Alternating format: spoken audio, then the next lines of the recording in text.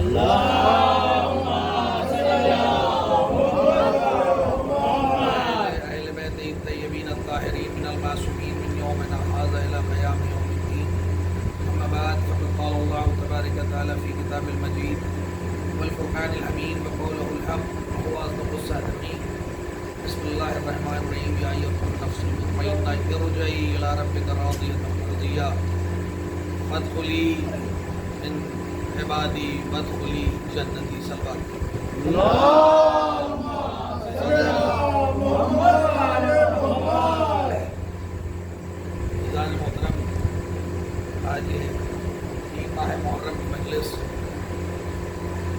عنوان بیان امام حسین کے لیے پروردگار کی جانب سے قرآن کی وصایت کا بلند ہونا، اے نفس مطمئنہ پلٹ اپنے رب کی طرف، میں تجھ سے راضی تو مجھ سے راضی۔ عزیزان محترم، بڑی فصیح و بلیغ آیت ہے جس کا شان نزول ختمی مرتبہ حضرت محمد مصطفیٰ صلی اللہ علیہ وسلم یہ حیات طیبہ مرکز ہے، اور یہ آیت رسول اللہ کے حوالے سے آئی۔ اس میں پروردگار نے ارشاد فرمایا کہ اے نفس مطمئنہ، میں اپنے جتنے مختصر سا مجمع ہے ان کے درمیان مختصر سی بات آج کروں گا انشاءاللہ۔ اس کے درمیان یہ ضرور بتانا چاہوں گا، نفس کا مطمئن ہونا انسان کے قلب کے مطمئن ہونے پر ہے۔ اگر ہم یہ چاہتے ہیں کہ ہمارا نفس مطمئن کب ہوگا؟ جب ہمارا عمل تو بہتر ہوگا لیکن ہمارے ساتھ وہ وسائل ہوں گے، وہ چیزیں ہوں گی جس کے ذریعے سے ہم اپنی زندگی کو آراستہ اور پیراستہ کر سکتے ہیں۔ عزیزان محترم، اسی طرح اگر کوئی انسان کسی محاذ پر ہے، ختمی مرتبت کے پاس ایک اتنا بڑا محاذ ہے کہ ان کو تبلیغ دین کرنا ہے، اور اس کے بعد اطمینان نفس کی بھی بات ہو رہی ہے کہ رسول اللہ کو پروردگار کہہ رہے ہیں نفس مطمئنہ کہہ رہا ہے، تو وہ نفس مطمئن کیسے ہو سکتا ہے؟ کیونکہ بڑا عظیم امر ہے، بڑی تبلیغ ہے، آسان چیز نہیں ہے۔ اعلان رسالت تو کر دیا ختمی مرتبت میں، لیکن اب اس چیز کو دنیا تک پہنچانا ہے اور اس امر کو پورا کرنا ہے۔ عزیزان محترم، بڑی عجیب بات ہوتی ہے جب انسان کے پاس کسی کام کو کرنے کے لیے اس کے بازو موجود ہوتے ہیں، اس کا سہارا دینے والا کوئی موجود ہوتا ہے، تو اس کا نفس مطمئن ہوتا ہے، اس کا نفس اس انداز میں ہوتا ہے کہ وہ اپنے نفس کے ذریعے سے ان مدد کرنے والے لوگوں کے ذریعے سے زندگی کو استوار کر سکتا ہے۔ صلوات پہ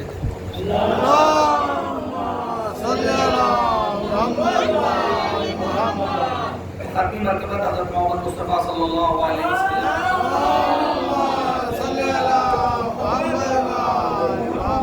کی حیات طیبہ جو چیزیں ملتی ہیں کہ جس کی وجہ سے ختمی مرتبہ اتنے بڑے محاذ، اتنے بڑی مشکل راستوں کو آسان کیا، اور وہ مشکل راستوں کو آسان کرنے کا ایک ہی حوصلہ تھا جو ختمی مرتبہ کو ملا، اور وہ ذات ہے جناب ابو طالب۔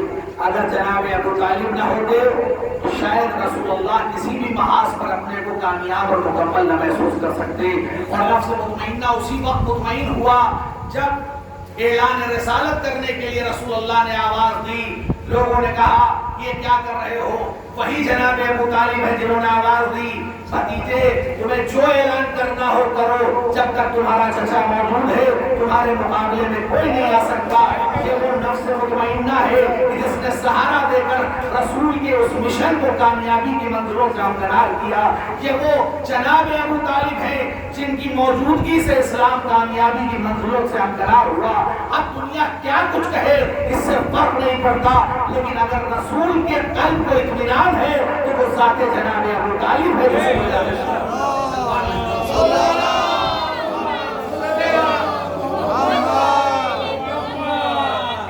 محترم، یہی وجہ ہے کہ اگر ہم ہجرت کو محسوس کریں، کیونکہ رسول اللہ نے ایک اعلان کر دیا، اور اعلان کرنے کا بیٹا آگے تشریف لے آؤ، آگے آؤ، تمہیں نہیں سمجھ میں آئے گا تو بعد میں سمجھ میں۔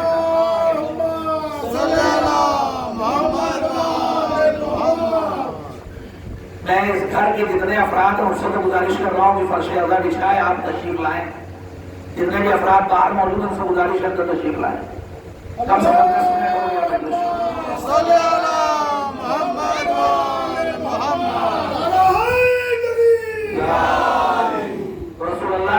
مشن کا آغاز کیا، وہ مشن آسان نہیں تھا، بہت مشکل مشن تھا۔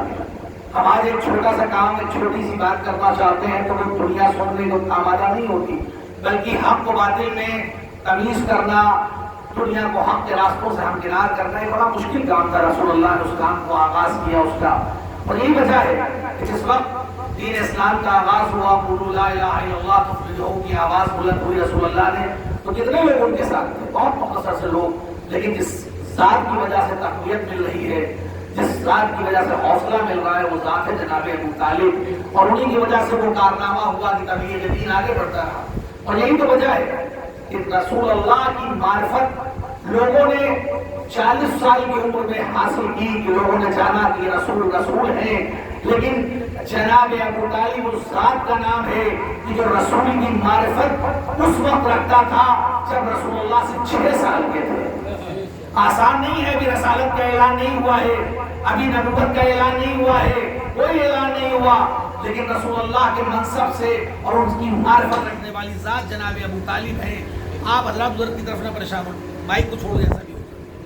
عزیزان محترم، رسول اللہ کی ذات کو اگر سمجھا ہے کسی نے تو جناب ابو طالب نے، اور وہ واقعہ یہ ہے کہ 6 سال کا سن ہے اور مکے میں قحط پڑا، جسے ہم کہتے ہیں سوکھا، قحط پڑا، ہر طرف آفت مچی ہوئی ہے، لوگ کہہ رہے ہیں کہ چلو ہمیں چلنا چاہیے خانہ کعبہ میں اور وہاں پر چل کے اپنے بتوں سے اس بات کی گزارش کرنا چاہیے کہ وہ پانی برسائے تاکہ ہم اطمینان بخش ہو سکیں۔ لیکن عزیزان محترم، ساری دنیا وہاں جاتی ہے جہاں پر خانہ کعبہ کے اندر بت رکھے ہوئے ہیں، لیکن رسول اللہ کا یہ چچا وہاں نہیں جاتا، بلکہ رسول اللہ کو اپنی آغوش میں لیتے ہیں اور لے جا کر خانہ کعبہ کی دیوار سے مس کر کے کہتے ہیں پروردگار تجھے واسطہ ہے اس انسان کا کہ جس کے حق میں پوری کائنات بنی، تو اس بارش کو کر دے تاکہ ہم اطمینان میں رہ سکیں۔ بارش کا نزول ہوا، یعنی دنیا نے 40 سال کی عمر میں رسول کو پہچانا،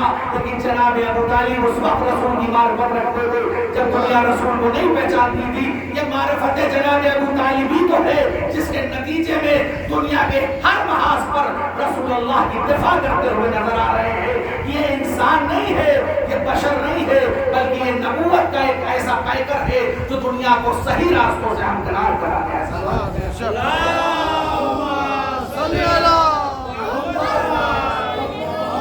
عزیزان محترم، یہ اسلام بڑی مشکلوں سے ہم تک آیا ہے۔ ہم یہ سمجھتے ہیں کہ اسلام، ہم نے کلمہ پڑھا لا الہ الا اللہ محمد رسول اللہ اور ہم مسلمان ہو گئے، لیکن یہ اسلام کو پھیلانے والے اور جنہوں نے اسلام کو قبول کیا دونوں کے لیے بڑی مشکل تھی۔ جناب بلال جن کا ہم نام لیتے ہیں یہ غلام ہیں، جس وقت اسلام کو قبول کیا ہے ان کے ساتھ کیا سلوک ہوتا تھا؟ ان کو جلدی ہوئے پتھر کو لٹا دیا جاتا تھا، ان کو باندھ دیا جاتا تھا، کوڑے مارے جاتے۔ لیکن رسول اللہ کی اس حق کی آواز کو بلند کرنے کے بعد جناب بلال نے کس طرح کی زندگی گزاری، چاہے شیب ابو طالب ہو، پوری امت نے بائیکاٹ کر دیا رسول اللہ کا، لیکن رسول اللہ سہارا لیے اپنے چچا اور ان کے تمام افراد خاندان کے ساتھ شیب ابو طالب نے زندگی گزار پائے۔ رسول کی کاوشیں اور رسول کی کوششیں، محنتیں بہت عظیم ہیں۔ ہم نے رسول کو سمجھا ہی نہیں، پروردگار نہیں آیا تھا، بلکہ اس نے رسول کے ذریعے اس دین کو بھیجا، اور رسول نے اسے کامیابی کی منزلوں سے ہمکنار کرتے ہوئے دنیا کے کونے کونے تک پہنچایا۔ رسول نے آگے ساتھی اگر تلوار لے کر اپنے مذہب کا اعلان کیا ہوتا تو شاید جتنے لوگ آج ہیں اسلام کے دائرے میں وہ نہ ہوتے۔ آسان بھی تھا، لیکن رسول اللہ نے اپنے کردار کے ذریعے اس دین کو مکمل ہونے کی طرف آگے بڑھایا۔ یہ کوئی انسان ہے جو دین کو آغاز کر رہا ہے، دین کی نشاندہی کر رہا ہے، اس کے اوپر پتھر مارے جا رہے ہیں، اس کے اوپر کوڑا پھینکا جا رہا ہے، لیکن رسول اللہ نے بڑے ہی صبر و تحمل کے ساتھ رسول اللہ نے اس تبلیغ کے سلسلے کا آغاز کیا۔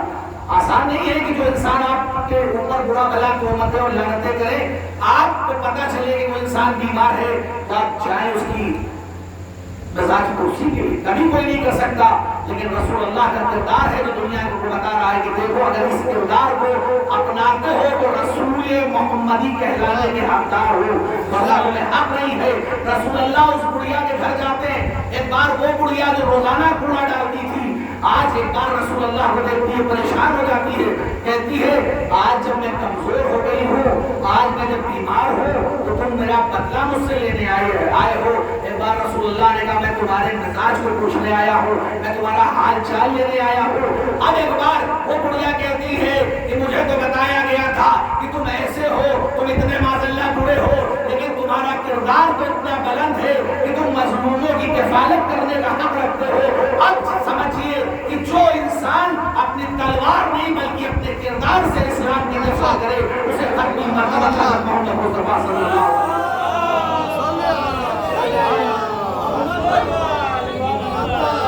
اللہ نے محترم، اسلام کی باریکیاں بڑی عظیم ہیں۔ اسلام مذہب امن و امان و عاشقی کا مذہب ہے۔ اسلام کسی آسان چیز کا نام نہیں ہے، بلکہ واحد دنیا میں یہ مذہب ہے جس نے دنیا کو پیغام دیا کہ دنیا میں اور مذہب ہوں گے لیکن ہمارا مذہب الگ ہے۔ اس مذہب کی سب سے بڑی خوبی یہ ہے کہ اس مذہب میں قانون بنایا گیا ہے۔ آپ کیسے چلیں اس کا بھی قانون، آپ کیسے بولیں اس کا بھی قانون، آپ کی زبان سے کسی کی دلشکنی نہ ہو یہ بھی اسلام کہتا ہے، آپ کے ہاتھ کے انداز سے کسی کو تہمت نہ لگے یہ بھی اسلام کہتا ہے۔ یعنی وہ انسان مسلمان ہی نہیں ہو سکتا جس نے رسول کے ان اوصاف اور کردار کو اپنے اندر بچایا بسایا نہیں ہے۔ صرف نماز پڑھ لینے کا نام اسلام نہیں ہے بلکہ رسول کی ان تبلیغات کو اپنی زندگی میں اتارنے کا نام اسلام ہے۔ ہم سب زبانی کہتے ہیں کہ ہم مسلمان ہیں لیکن لڑائی جھگڑا کرتے ہوئے نظر آئے، ہم سے بھی کہتے ہیں کہ ہم مسلمان ہیں اور ہم ایک دوسرے کی غیبتیں کرتے نظر آئے، ہم ایک دوسرے کے خلاف آواز اٹھاتے نظر آئے، تو تم کچھ ہو سکتے ہو، رسول کے مسلمان نہیں ہو سکتے۔ رسول کا مسلمان بہت منظم ہوگا۔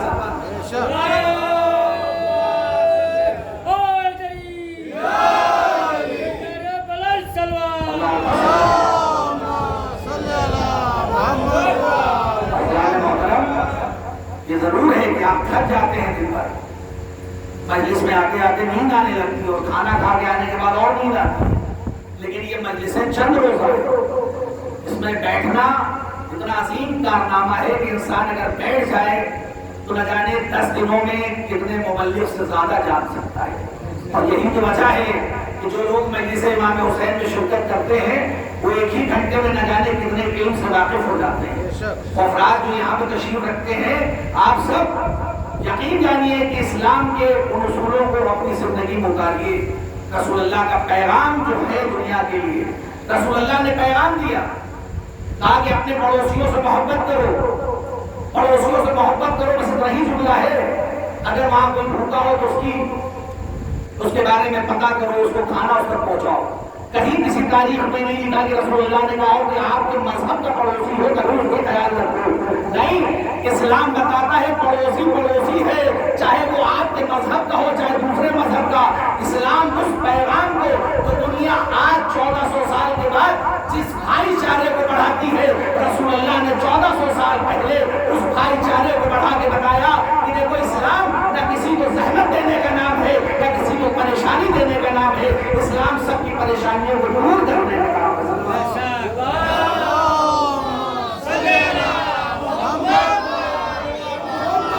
عزیزان محترم، اسلام کی وہ خوبیاں اور وہ مقدس دین جو ہم تک آیا، یقین جانیے کہ ہمارا سب سے بڑا مقدر یہی ہے کہ ہم اسلام کے اس قانون کے دائرے میں اپنی زندگی گزارتے ہیں۔ آسان بات نہیں، آج نہ جانے کتنے لوگ چاہتے ہیں کہ اسلام میں آ جائے، کیونکہ تبلیغات اور تعلیمات ایسی ہیں، یہ ممبر کی بھی کمی ہے، اسی ممبر سے فروغ بھی دیا گیا، اسی ممبر سے کمی بھی ہے کہ اسلام کی ان خوبیوں کو ہم نے نہیں بیان کیا، کیونکہ اگر اسلام کی خوبیوں کو بیان کیا جاتا تو آج جو نفسی نفسہ کا عالم ہے وہ ختم ہو گیا ہوتا، آج جو برائیاں ہیں وہ ختم ہو گئی ہوتی۔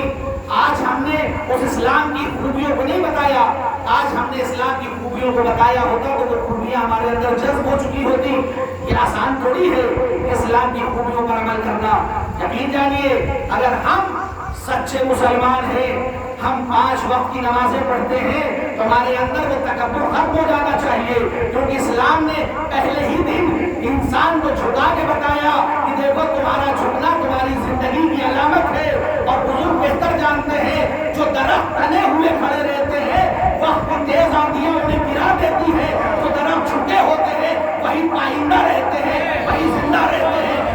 ہمیں کردار میں بھی وہی پائندگی چاہیے، تو ہمیں اپنے جھکاؤ کو، اپنی نرمی کو دنیا کے سامنے پیش کرنا ہوگا، تب ہم کہہ سکتے ہیں کہ ہم اسلام کے ماننے والے ہیں۔ ورنہ دنیا میں بہت سے مذہب ہیں جہاں یہ سب باتیں نہیں پائی جاتی، لیکن اس مذہب کے اندر کوئی خوبی نہیں ہے۔ اسلام کے اندر وہ خوبی پائی جاتی ہے جو اپنے آپ کو جھکا کے بتاتا ہے کہ ہم جھکتے جائیں گے، پروردگار ہمیں بلند کرتا جائے گا۔ صلی اللہ علیہ وسلم۔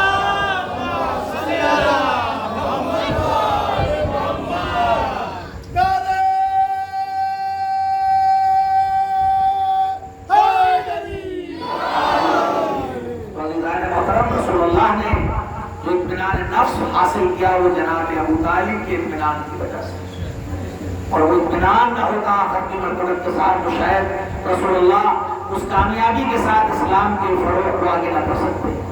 اور جب رسول اللہ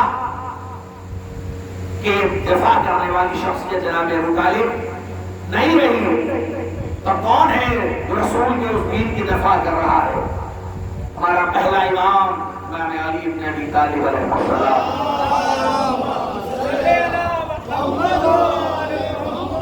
اللہ نے محترم علی بن ابی طالب نے کتنی کوششیں اور کاوشیں دفاع اسلام میں کی ہیں، آسان تھوڑی ہے۔ ہجرت کا موقع ہے، رسول اللہ ہجرت کرنا چاہتے ہیں، چاروں طرف 40 قبیلے کے لوگ، ایک قبیلہ ہزاروں پر مشتمل ہوتا تھا، اتنا تو مان لیے کم سے کم 400 سے زیادہ 500 لوگ ننگی تلواریں لیے، کسی اتنے بڑے محل کے گھر کے سامنے نہیں بلکہ ایک مختصر سے چھوٹا سا گھر رسول اللہ کا، جہاں پر دشمنوں کی نظر بھی آ رہی ہے کہ کمرے کے اندر کیا حرکت ہو رہی، بہت اونچی دیواریں نہیں ہوتی، وہاں لوگ کھڑے ہیں، رسول کو ہجرت کر کے جانا ہے۔ رسول جانے لگے، ایک بار علی ابن ابی طالب سے کہتے ہیں تو میرے بستر پر لیٹ جاؤ، تو میرے بستر پر لیٹ جاؤ۔ کہا کہ کیا یہ حکم خدا ہے؟ کہاں لیٹ جاؤ، تمہارے لیٹنے سے میری بھی جان بچ جائے گی، اسلام بھی بچا رہے گا۔ اب آپ یہ بتائیے رسول اللہ کی اس بات پر علی ابن ابی طالب نے چادر تانی اور لیٹ گئے بستر رسالت پر۔ ارے کوئی انسان بڑا ہے، رسول اللہ کا قد زیادہ تھا، عمر زیادہ تھی، جسامت بڑی تھی، لیکن علی ابن ابی طالب اس طرح کے نہیں تھے۔ لیکن جب چادر اوڑھ کر لیٹے تو اب یہ سوچیے کہ اگر انسان سوچ رہا ہے اتنے لوگ تلوار لیے کھڑے ہیں اور اس کے بعد اطمینان کی نیند آ جائے، علی ابن ابی طالب کہتے ہیں ہجرت کی رات جیسے اطمینان سے میں سویا کبھی نہیں سویا۔ عزیزان محترم، اس کے پیچھے بھی وہ تبلیغ جناب ابو طالب تھی۔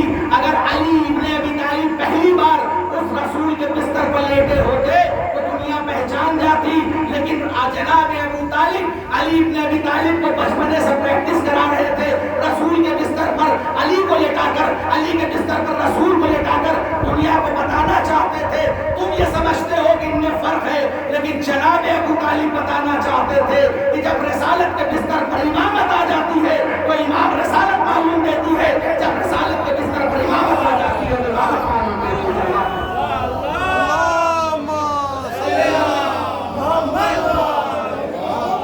نہ کردار میں کوئی فرق ہے، نہ تبلیغ میں کوئی فرق ہے، بلکہ جس بستر پر رسول کے علی آ جائیں تو دنیا یہ سمجھے کہ علی نہیں بلکہ رسول سو رہے ہیں۔ اور یہی زیادہ وقت نہ لے تو بس یہی تو بچا ہے کہ جب صبح ہوئی اور کفار مکہ آئے ہیں اور انہوں نے پوچھا کہ رسول کہاں ہے، تو رسول علی ابن ابی طالب نے ایک ہی تاریخی جملہ بہت مشہور ہے، کہا کہ آپ میرے حوالے کر گئے ہو، اگر میرے حوالے کر گئے ہوتے تو مجھ سے سوال کرتے۔ اس کے بعد کفار مکہ نے ایک چیز پھر کہا کہ اگر وہ نہیں ہے تو ہم تم کو آج کسی اس میں جرم میں تہہ دیر کر دیں گے۔ اس وقت جناب علی ابن ابی طالب نے ایک جملہ کہا جو تاریخ میں محفوظ ہے۔ علی ابن ابی طالب کہتے ہیں یہ یاد رکھنا کفار مکہ آج بچانے کے لیے رسول بھی نہیں ہے، اگر علی کی تلوار چلے گی تو آج کوئی ایسا کافر نہیں ہے جو بچ سکے گا۔ علی ابن ابی طالب نے بتایا کہ اگر میں نہ ہوں تو دفاع اسلام کوئی نہیں کر سکتا۔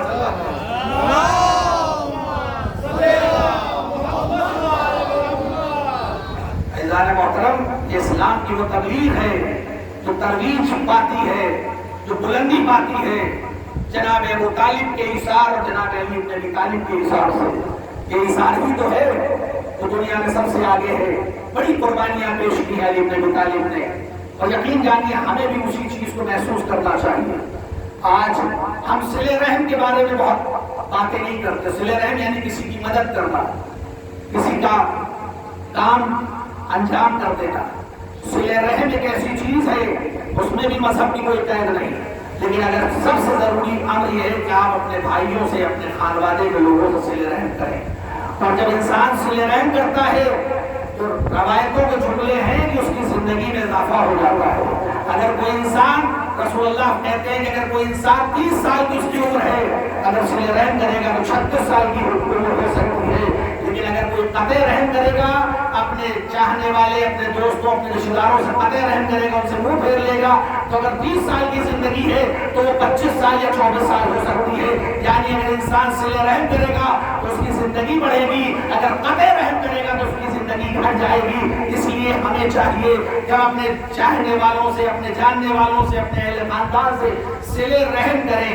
اگر ہم یہ کرتے رہیں گے تو ہماری زندگی بڑھتی رہے گی. بنی اسرائیل کا ایک واقعہ ہے، ایک شخص ہے جو پریشان ہے، اس کی صحت اچھی نہیں ہے، دولت بھی نہیں ہے، دعا کر رہا ہے. ایک دن فرشتہ نازل ہوتا ہے، کیونکہ بنی اسرائیل میں واقعات فرشتوں کے ذریعے اس وقت فرشتہ نازل ہو کے بتا دیتا تھا. آج وہ وقت نہیں ہے، لیکن اس وقت بتایا کہ جاؤ، پروردگار نے تمہاری عمر بڑھا دی ہے اور تمہاری دولت میں بھی اضافہ کر دیا ہے. اب تم جس چیز کو چھوڑو گے وہ چیز ترقی کی طرف تم کو لے کے جائے گی. اب وہ شخص ہے، اپنی زندگی گزارنے میں ہے، اس کو پتا ہے کہ ہماری عمر بڑھ گئی ہے، لیکن کتنی بڑی ہے کسی کو پتا نہیں ہوتی. اب اس نے سوچا جب میری عمر بڑھ ہی گئی ہے، پروردگار کی جانب سے اور دولت بھی آ گئی ہے، تو لاؤ میں یہ کیوں نہ کروں کہ اپنی ان دونوں چیزوں کا صحیح استعمال کروں. اس نے اپنی دولت کے ذریعے، اپنی عمر جو بڑھ چکی تھی اس کے ذریعے سے دوسروں کی خدمت کرنا شروع کر دیا.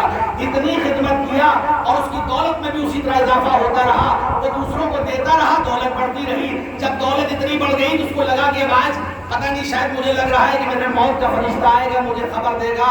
آواز فرشتہ آئی کہ میں آ گیا ہوں، لیکن تمہاری زندگی اب بڑھنے والی ہے، ختم ہونے والی نہیں. کیونکہ میں آیا تو تھا پروردگار کی جانب سے کہ تمہاری عمر ختم ہو چکی ہے، تمہاری دولت ختم ہو جائے گی. لیکن پروردگار نے کہا جس کی میں نے تھوڑی سی عمر بڑھائی، جس کی دولت بڑھائی، اس نے جو صلہ رحم کیا، دوسروں کی مدد کیا، اب اس کا نتیجہ اسے یہ دے دو کہ اب اس کی زندگی کو بھی بڑھا دو، اس کی دولت کو بھی بڑھا دو، اور اپنی زندگی کو ایسے ہی گزارنا چاہیے.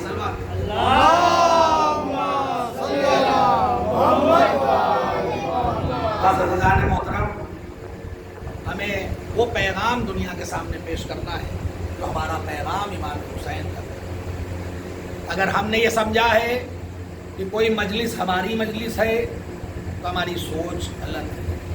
مجلس امام حسین کی ہے، کرنے والے ہم ہیں. اگر اللہ یہ صلاحیت چھین لے تو پتہ نہیں کتنے ایسے گھر ہیں جہاں کبھی مجلس ہوا کرتی تھی، بزرگوں سے پوچھیے، لیکن آج مجلس نہیں ہوتی. اس لیے امام حسین کا یہ عزا خانہ آپ کا نہیں ہے بلکہ امام حسین کا ہے. امام حسین کی مجلس آپ کی نہیں ہے بلکہ آپ کرنے والے ہیں مجلس امام حسین. اس لیے اگر اپنی ملت میں کہیں بھی کسی بھی بات پر اختلاف ہو تو اس کو ختم کر لے، اور کم سے کم امام حسین کی عزاداری کے لیے کوئی اختلاف نہیں ہونا چاہیے. کیونکہ اس عزاداری میں جتنی قربانیاں دی جاتی ہیں اتنی انسان کی عظمت میں اضافہ ہوتا ہے. امام حسین بتانا چاہتے ہیں تو میری عزاداری میں جتنا جھکتے جاؤ گے تم کو میں اتنا ہی بلند کرتا ہوں.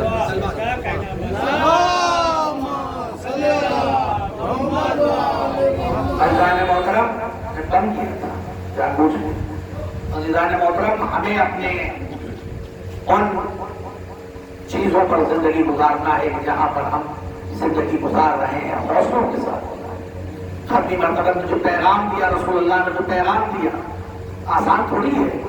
پیغام جو دے کے چلے گئے اس پر عمل بھی کیا، زندگی کو کس طرح سے گزارا. اور یہی وہ عمل تھا جو دنیا میں دوسروں کو برا لگتا تھا. رسول اللہ دبے ہوئے لوگوں کو اٹھانا چاہتے تھے، مساوات کے اس پیغام کو بلند کرنا چاہتے تھے، اور اسی پیغام کو امام حسین نے بھی سرزمین کربلا پر بلند کیا.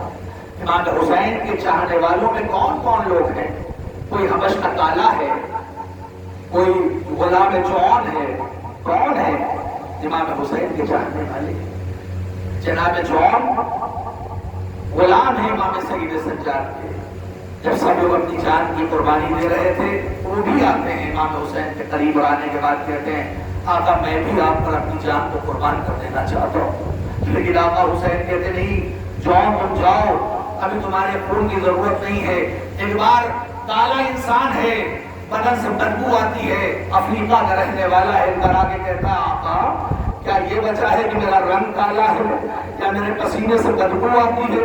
آپ میرے خون کو اپنے پاک خون میں نہیں شامل کرنا چاہتے؟ عزیزان محترم، ایک بار امام حسین نے کہا نہیں جاؤ، جون اجازت لے، اور اس کے بعد جون کو اجازت دینے سے پہلے ایک بار جون کو قریب بلایا اور امام حسین نے جون کے چہرے کو اپنے چہرے سے ملنا شروع کیا۔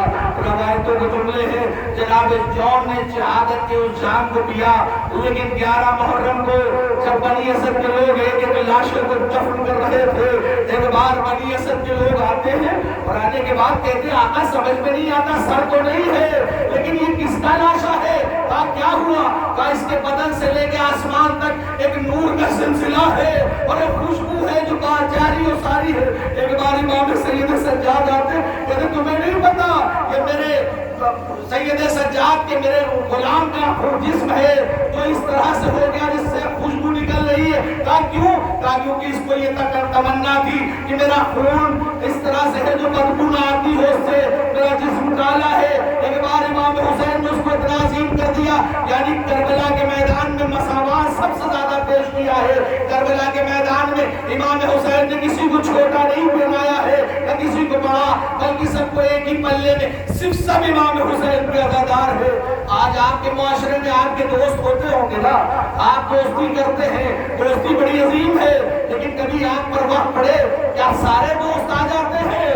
سب دوست نہیں آتے، کوئی ایک دو ہوتے ہیں جو آپ کی مدد کے لیے آتے ہیں۔ جب امام حسین سرزمین کربلا پر آ گئے، پھر بار جناب زینب کہتی ہے بھیا تم اپنے چاہنے والوں کو بھی تو خط بلا کے بھیجو، خط دے کے بھیجو۔ ایک بار امام حسین نے خط لکھا، حبیب ابن مظاہر کے نام، کوفے روانہ کیا، بہت زیادہ فاصلہ نہیں ہے۔ حبیب کو جیسے ہی خط ملا ایک بار آنکھوں سے لگایا، زوجہ نے پوچھا حبیب جانا چاہتے ہو؟ کہا تمہیں پتا نہیں؟ اب زوجہ کا امتحان لینا چاہ رہے، کہا تمہیں پتا نہیں چاروں طرف تو پہرا لگا میں کیسے جاؤں گا؟ ایک بار جناب حبیب کی زوجہ نے ایک بار پھر پوچھا کیا تم نہیں جانا چاہتے؟ ان کا نہیں، میں جانا ضرور چاہتا ہوں لیکن میں کیسے جاؤں؟ ایک بار اس بی زوجہ نے کہا کہ وائے ہو تم پر کہ تم ایسے عمل کر رہے ہو، اگر میں عورت نہ ہوتی تو میں حسین کی نصرت کے لیے جاتی۔ ایک بار حبیب نے قدم باہر نکالے، آگے بڑھے، اب اپنے غلام سے کہتے ہیں اس سواری کو لو اور جاؤ، چلے جاؤ، یہاں پر رہنا میں آؤں گا۔ موقع دیکھ کر بس عزیزان محترم امام کا یہ چاہنے والا آنے میں دیر ہوئی، اب غلام کو کیا دیکھا؟ رہوار کے گلے لگ کے کہہ رہا ہے کہ اگر میرا آقا نہ آئے گا تو میں حسین کی نصرت کے لیے جاؤں گا۔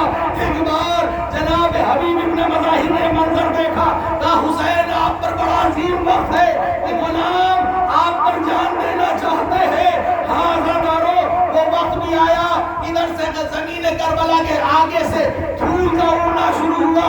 امام حسین کہتے عباس آگے بڑھو، سہیل بین آگے بڑھو۔ ایک بار پوچھنے والے نے پوچھا کون آ رہا؟ کہا میرا دوست حبیب ابن مظاہر آ رہا ہے۔ حبیب قریب آئے، قدموں میں گر گئے، امام حسین نے سینے سے لگایا، ارے میرے دوست حبیب تم آ گئے، بڑا خوشی کا موقع ہے۔ ہر طرف سے خوشیوں کی باتیں ہونے لگی، نعرے لگنے لگے۔ ان آوازوں کا بلند ہونا تھا۔ جناب زینب کہتی فضا ہمارے خیمے میں کیا خوشی ہو رہی ہے، جاؤ پتہ کر کے آؤ۔ ایک بار جناب فضا آتی ہے، شہزادی مبارک ہو، حبیب ابن مظاہر آئے ہیں۔ جناب زینب کہتی ارے حبیب کو ہمارا سلام کہہ دینا۔ جناب حبیب کے پاس جیسے ہی شہزادی کی یہ کنیز آتی ہے وہ کہتی حضرت حبیب تمہاری قسمت پرواہ ہو، شہزادی نے تمہیں سلام کہلایا ہے۔ حبیب نے اپنے دونوں گالوں کو تماچوں سے پیٹا، کہا ارے یہ وقت آ گیا ہے کہ شہزادی غلاموں کو سلام کہے۔ ارے میں کہوں گا ارے حبیب ابھی تو تم یہ کہہ رہے ہو لیکن اس وقت کا منظر کیا ہوگا جب جناب زینب کہہ رہی ہوگی ارے حبیب کہاں ہو، میرا بھیا قتل کیا جا رہا ہے، حبیب اٹھو اپنے دوست کی حفاظت کرو۔ इन्ना लिल्लाहि व इन्ना इलैहि राजिऊन। परवरदिगार हमारी इस मुख्तसर सी इबादत को कबूल कर, हमें जो बीमार उनको शफाए कामिल काजी लता हो, हमें जो मकरूज उनके कर्जों की अदायगी हो। परवरदिगार हमारी कौम में इत्तेहाद और इत्तेफाक को पैदा कर, हमारी कौम में वो जज्बा पैदा हो कि हम इमाम हुसैन की अज़ादारी को सही तरीके से कर सकें, जो हम इस अज़ादारी को पूरा करने का उसी तरह हम इस अज़ादारी को बना सकें। हम अपने साथ साथ अपने दूसरे लोगों को भी अज़ादारी इमाम हुसैन में जोड़ सकें, क्योंकि इमाम हुसैन की अज़ादारी बड़ी अजीम है और वक्त बहुत मुख्तसर है। परवरदिगार उलमाए आलम का साया हमारे सरों पर बाकी रख, कसम हक को सर बुलंद कर, कसम कुफ्र के पाप को सर मलूम कर। मुंतकिम खून हुसैन इमाम ज़माना अल्लाह फरज़ शरीफ का जन्नत से ज़हूर हो, हम उनके आवाना और प्यार में शुमार। मातम हुसैन दिखाइए शाह ने रोके हबीबा